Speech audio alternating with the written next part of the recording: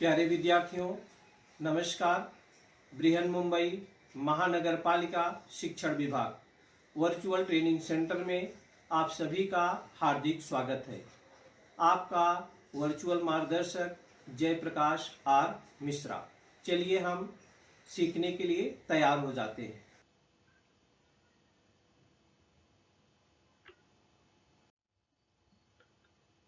आज हम लोग कक्षा 10वीं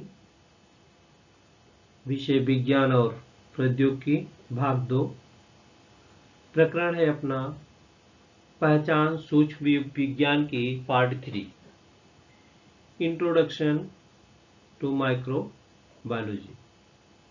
बच्चों, हम लोगों ने पहले वीडियो में क्या क्या सीखा था, दूसरे में क्या क्या सीखा था, थोड़ा सा पुनरावर्तन कर लेते हैं। पहले वीडियो में हम लोग ने व्यवहारिक सूक्ष्म जीव विज्ञान, औद्योगिक सूक्ष्म जीव विज्ञान, औद्योगिक सूक्ष्म जीव विज्ञान के मुख्य पहलू, उत्पाद जिसमें दुग्धजन्य उत्पाद्य और प्रोबायोटिक्स के बारे में हम लोगों ने सीखा था। दूसरे वीडियो में हम लोगों ने सिरका उत्पादन, जो पदार्थों में खटास उत्पन्न करने के लिए किया जाता है, सूक्ष्म जैविक प्रकीर्ण, व्यावसायिक उत्पादन में इस्तेमाल किए जाने वाले अमीनो अम्ल और उसके उपयोगी सूक्ष्म जीव, सूक्ष्म जैविक क्रिया द्वारा प्राप्त पदार्थ और उनके कार्य, प्रतिजैविक जिसको हम एंटीबायोटिक कहते हैं, और सूक्ष्म जीव और ईंधन के बारे में हम लोगों ने चर्चा किया था। आज हम इस वीडियो में आप लोगों को सूक्ष्म जैविक प्रदूषण नियंत्रण, घरेलू गंदे पानी का व्यवस्थापन, भूमि भरण स्थल, स्वच्छ तकनीकी, सूक्ष्म जैविक टीके के बारे में और जैव कीटनाशक के बारे में हम आप लोगों से चर्चा करेंगे।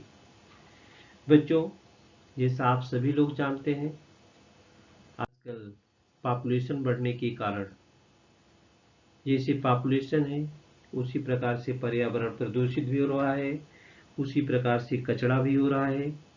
तो बढ़ती हुई जनसंख्या, सूक्ष्म जीव और ईंधन के बारे में, जो ईंधन है अपनी पृथ्वी के गर्भ में, वो आज नहीं तो कल समाप्त हो जाने वाले हैं। अगर हम सूक्ष्म जीव और ईंधन का उपयोग करेंगे तो हम बहुत सारी परेशानियों से क्या हो सकते हैं, बच सकते हैं।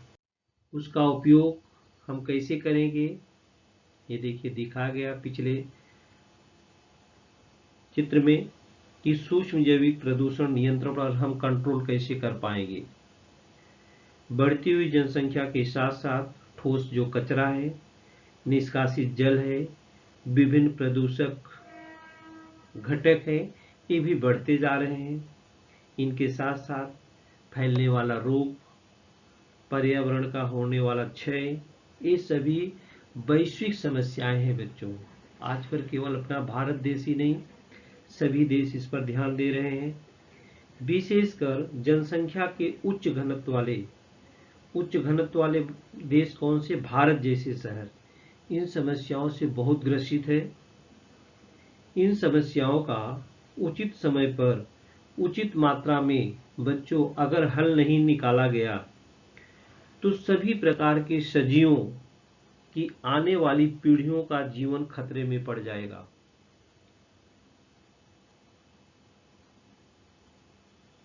सूक्ष्म जीवों के पर्यावरणीय योगदान के बारे में,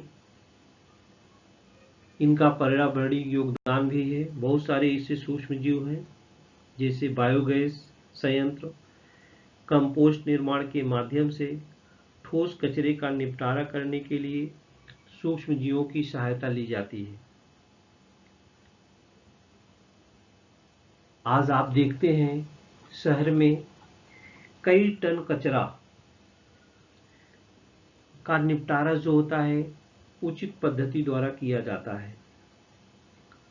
आपके घरों में भी, हर जगह तो नहीं कह सकते हैं, लेकिन बहुत सारी जगहों पर घर में गीला कचरा और सूखा कचरा अलग अलग रखने के लिए कहा जाता है, जिससे उस कचरे का निपटारा जो होता है अच्छे ढंग से हो सके। बच्चों, अपने भारत देश में नगर पालिकाएं, महानगर पालिकाएं हैं। पॉपुलेशन इतनी बढ़ रही है कि कचरे के निस्तारण के लिए, कचरा कहां पर फेंका जाए उसके लिए जगह नहीं मिल पा रही है। तो अब कचरे का जो निस्तारण है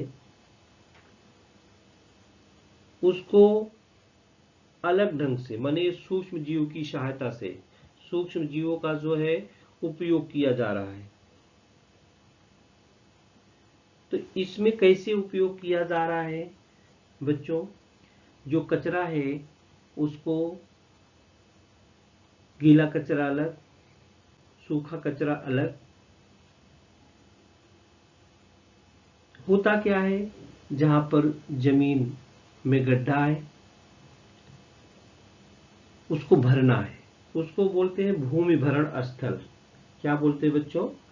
भूमि भरण स्थल। ये देखिए, अब यहां पर करते क्या है, जो शहरों में बहुत सारा कचरा इकट्ठा होता है उसको विघटनशील करने के लिए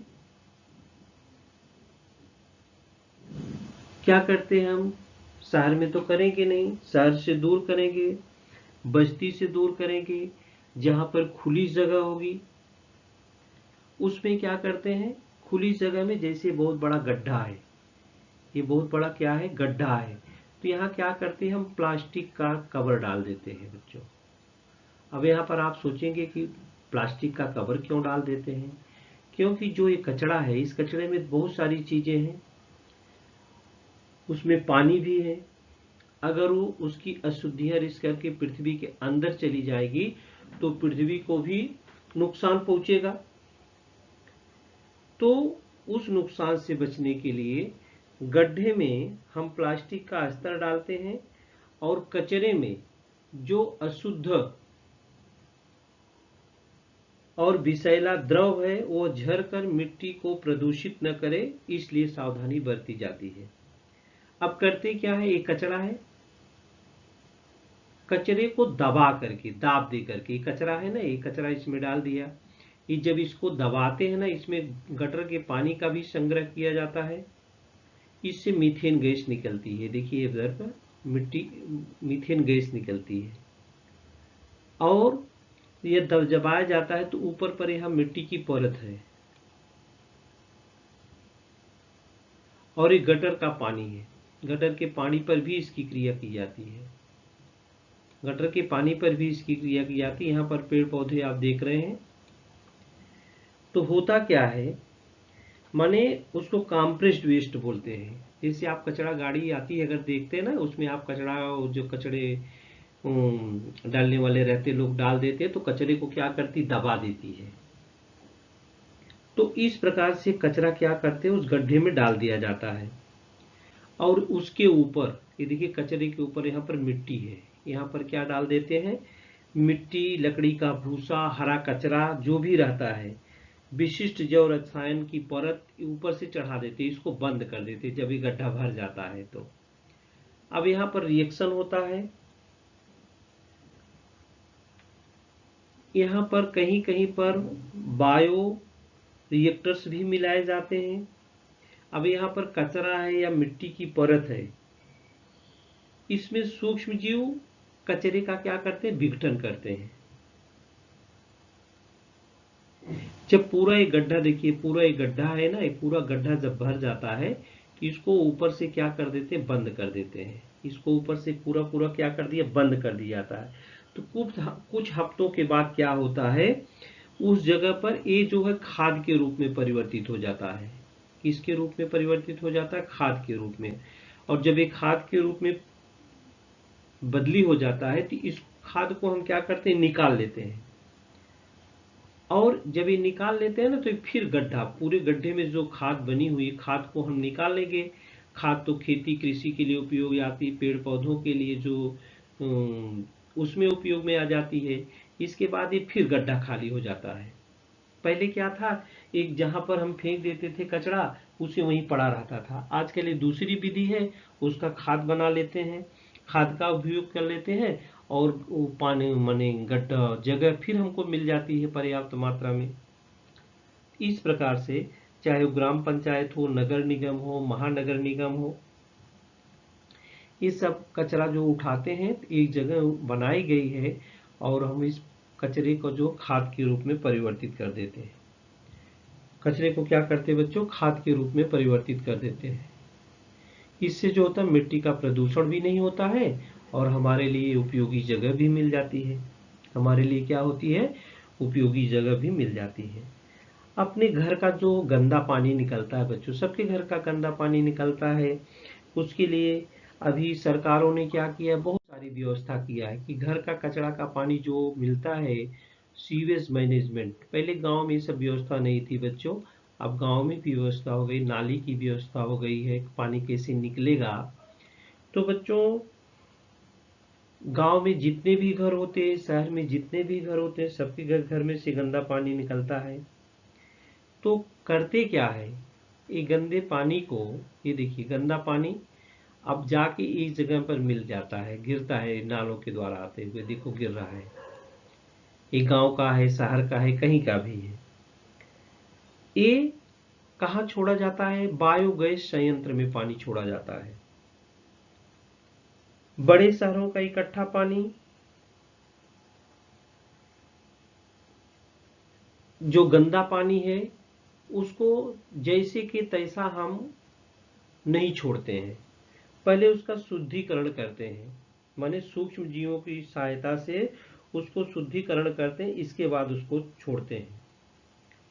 तो गंदे जल के लिए किसी भी यौगिक का विघटन करने वाले, उसी प्रकार कालरा बीमारी है, दस्त है, विषम ज्वर के जीवाणुओं को नष्ट करने वाले सूक्ष्म जीव उसमें मिलाए जाते हैं। गंदा पानी है, गंदा पानी आप पी लेंगे, उसमें हाथ पैर भी धो लेंगे तो आपको बीमारी हो जाएगी। तो उस गंदे जल में स्थित जो कार्बनिक पदार्थ हैं, इसको तो गांव के इसमें छोड़ दिया जाता है, बायोगैस संयंत्र में पानी छोड़ दिया जाता है।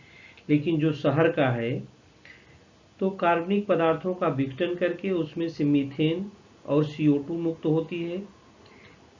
फिनाल ऑक्सीडाइजिंग जीवाणु के एक गंदे जल में स्थित मानव निर्मित रसायनों का विघटन करते रहते हैं।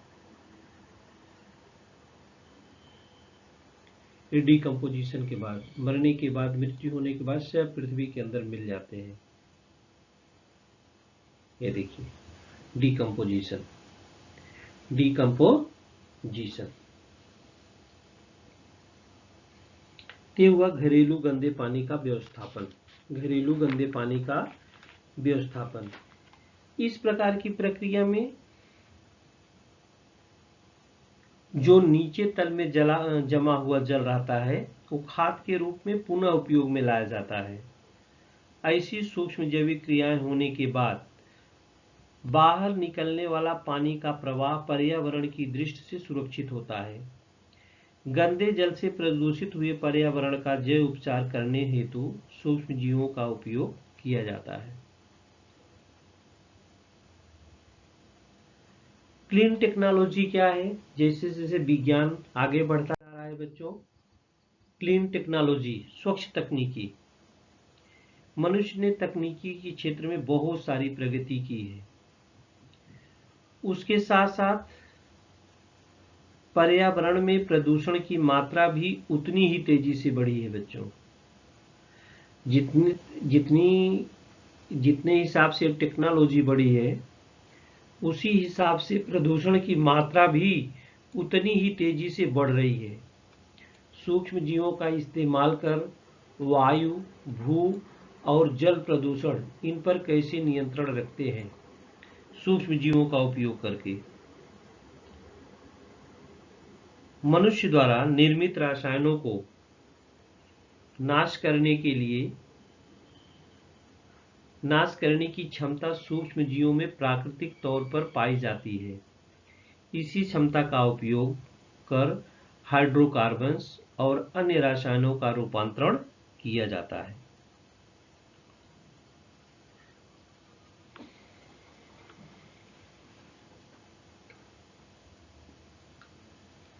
आप बड़े बड़े कारखाने हैं, उससे भी निकलने वाला जहरीला धुआं जो होता है, एसिड होती है, वो भी पर्यावरण को नुकसान पहुंचाती है। तो बच्चों, जितना ही विज्ञान विकास किया है, पर्यावरण प्रदूषण की मात्रा भी उतनी ही तेजी से बढ़ी है। आगे हम आपको सूक्ष्म जैविक टीके के बारे में बताते हैं।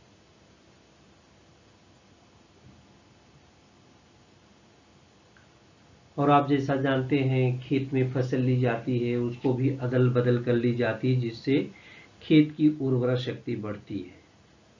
फसलों को अदला बदली करने, जैसे हम खाना अलग अलग करके खाते हैं तो हमारा डाइजेशन अच्छा होता है, हमारे शरीर को ऊर्जा अच्छी मिलती है। उसी प्रकार से पृथ्वी में भी अगर फसलों की अदला बदली की जाती है, कुछ फसलें ऐसी होती है जो पृथ्वी की ज़्यादा माने ऊर्जा को खींच लेती हैं, कुछ ऐसी होती है जो कम शक्ति को खींचती है। तो अदला बदली से उनकी भी सुरक्षा होती है। इसी प्रकार से ये किण्वन प्रक्रिया द्वारा सूक्ष्म जीवों से युक्त कुछ टीके भी बनवाए जाते हैं। जैसे आप लोगों ने देखा है, आपको बीजों की बुवाई से पूर्व बीजों में क्या होता है, कुछ पोषक तत्व मिला दिए जाते हैं, फुहारा दिया जाता है। कुछ वनस्पतियों को लसीकृत किया जाता है।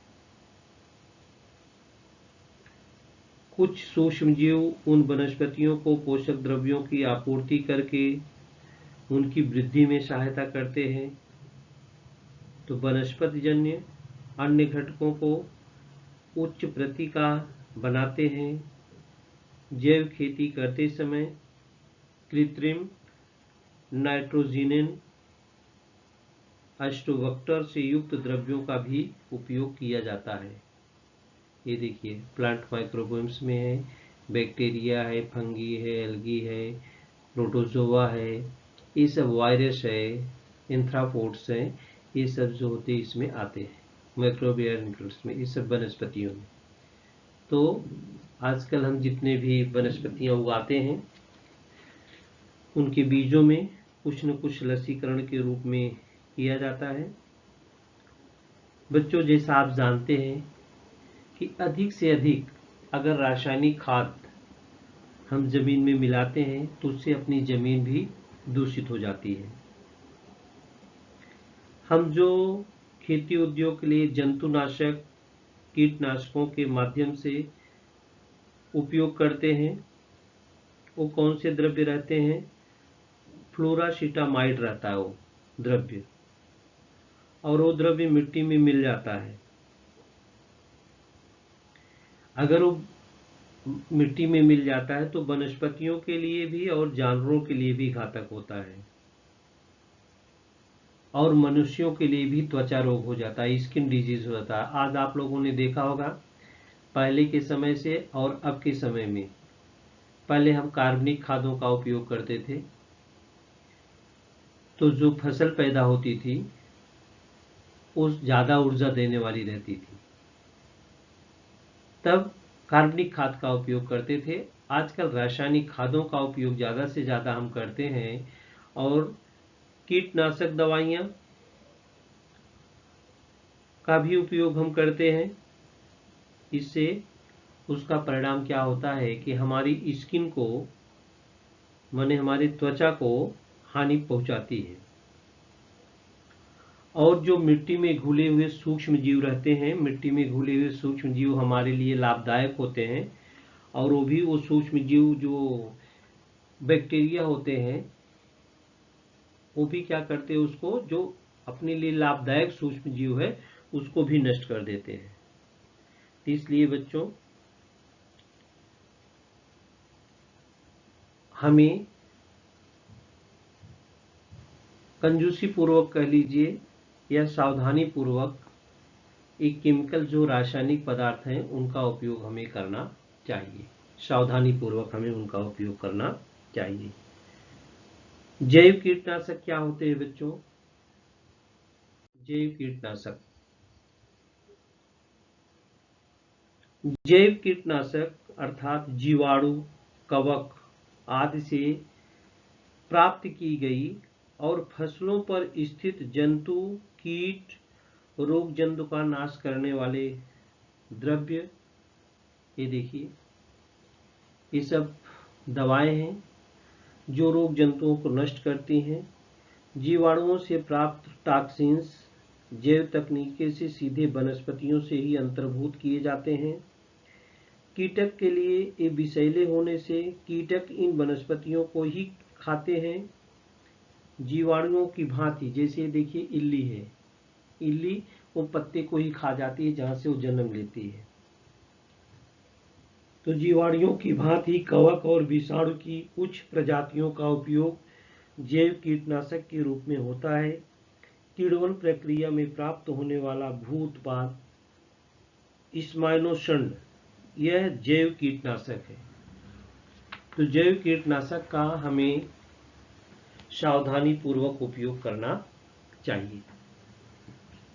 बच्चों, जो आज सबसे बड़ी समस्या है वो है पॉपुलेशन, और पॉपुलेशन का ही दूसरा रूप है पॉल्यूशन। जितनी पॉपुलेशन बढ़ी है उतनी पॉल्यूशन बढ़ी है। जितना विज्ञान आगे गया है उतना ही वो पर्यावरण को प्रदूषित किया है। तो बच्चों, इस पाठ में हम लोग, जो पाठ का नाम था हमारा कि पहचान सूक्ष्म जीव विज्ञान की, उसमें हम लोगों ने पहले वीडियो में हम लोगों ने 3 वीडियो देखा है। इसमें पार्ट 1, पार्ट 2 और पार्ट 3। पार्ट 1 में हम लोगों ने व्यवहारिक सूक्ष्म जीव विज्ञान, औद्योगिक सूक्ष्म जीव विज्ञान, औद्योगिक सूक्ष्म जीव विज्ञान के मुख्य पहलू, और प्रोडक्ट्स में हम लोगों ने देखा है दुग्धजन्य उत्पाद।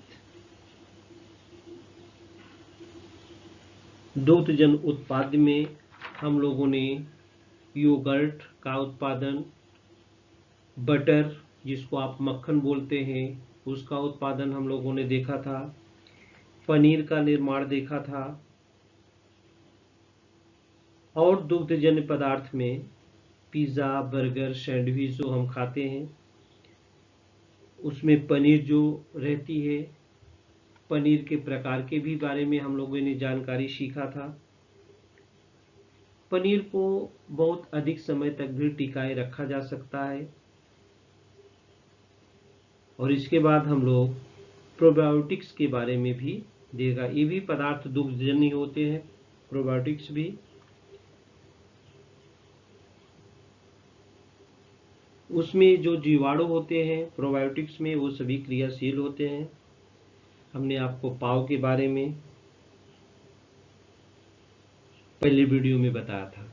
दूसरे वीडियो में हम लोगों ने सिरका उत्पादन, सिरके का उपयोग कहाँ कहाँ किया जाता है उसके बारे में, पेय निर्मिति, सूक्ष्म जैविक प्रकीर्ण, व्यावसायिक उत्पादन में इस्तेमाल किए जाने वाले अमीनो अम्ल और उसके उपयोगी सूक्ष्म जीव, सूक्ष्म जैविक क्रिया द्वारा प्राप्त पदार्थ और उनके कार्य, और एंटीबायोटिक के बारे में हम लोगों ने जानकारी लिया था। तीसरे वीडियो में हम लोगों ने सूक्ष्म जैविक प्रदूषण नियंत्रण, जिसे हमने बताया कि बढ़ती हुई जनसंख्या के साथ साथ ठोस कचरा, निष्कासित जल, विभिन्न प्रदूषक के घटक भी बढ़ते जा रहे हैं। जब ये बढ़ेंगे तो उसके साथ फैलने वाला रोग, पर्यावरण को होने वाला नुकसान, ये वैश्विक समस्या बन गई है। ये अपने देश के लिए ही नहीं है, सारे देशों के लिए विकट समस्या बन गई है। क्योंकि हमारी जो आवश्यकताएं हैं बच्चों कम नहीं हो रही हैं, आवश्यकताएं हमारी बढ़ती चली जा रही हैं और मनुष्य अपनी आवश्यकताओं की पूर्ति करने के लिए विभिन्न पृथ्वी के गर्भ में से प्राप्त जो पदार्थ हैं उसका उपयोग कर रहा है। आजकल सूखा कचरा, गीला कचरा अलग अलग रखने के लिए कहा जाता है। यहाँ तक कि कचरा इतना हो गया है, अपने पास जगह नहीं है कि उस कचरे का निस्तारण कैसे किया जाए। तो हमने आपको बताया कि जो गड्ढे होते हैं उस गड्ढे में अस्तर लगाया जाता है प्लास्टिक का और उस पर क्रिया करके एंजाइम सूक्ष्म जीवों की सहायता से क्रिया करके उसको खाद बनाई जाती है, खाद निकाल ली जाती है और पुनः वो उपयोग में जगह लाई जाती है कचरे के लिए। घरेलू गंदे पानी का व्यवस्थापन के बारे में भी हम लोगों ने चर्चा किया है। गांव का जो प्रत्येक घर का गंदा पानी है पास वाले जमीन में या बायोगैस संयंत्र में छोड़ दिया जाता है, लेकिन जो शहर का पानी है बच्चों उसको हम ज्यों का त्यों नहीं छोड़ सकते हैं। उसको पहले हम सफाई करते हैं उसकी, हम इसके बाद उसको छोड़ते हैं, नहीं तो उसमें से बहुत सारे जो जीवाणु होते हैं वो हमको नुकसान पहुंचा सकते हैं। गंदा जो जल होता है उसमें जो रसायन होते हैं वो हमको बहुत घातक सिद्ध हो सकते हैं।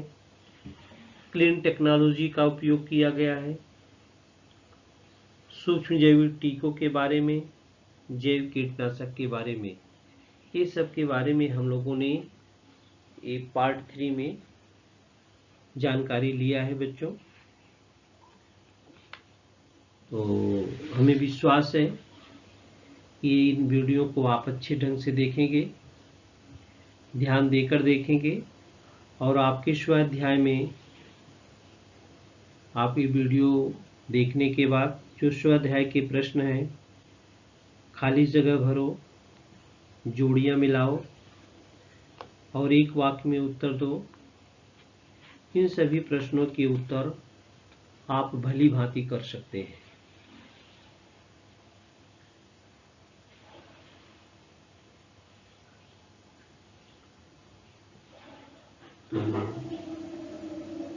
हम लोगों ने इंट्रोडक्शन टू माइक्रोबायोलॉजी के बारे में सीख रहे थे बच्चों। इस वीडियो में आज के लिए इतना ही। अगले वीडियो में अगले पाठ के साथ अगला पाठ जो अपना है कोशिका विज्ञान एवं जैव प्रौद्योगिकी के साथ हमारी मुलाकात होगी। आज के लिए इतना ही।